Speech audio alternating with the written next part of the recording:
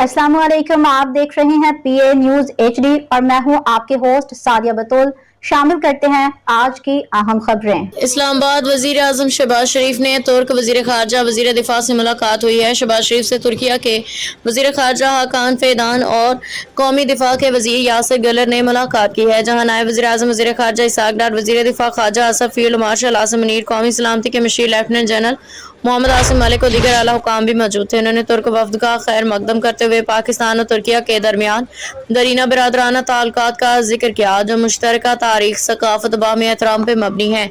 अपनी गुफ्तगू में उन्होंने दोनों ममालिक के दरमियान कायम बिरादराना ताल्लुकात को स्ट्रेटेजिक शराकत दारी में तब्दील करने का अदा किया। इलाकाई और आलमी माहौल, बिलखसूस गजा ईरान के तनाजुर में दोनों ममालिक के दरमियान करीबी रवाबत की ज़रूरत पर जोर दिया।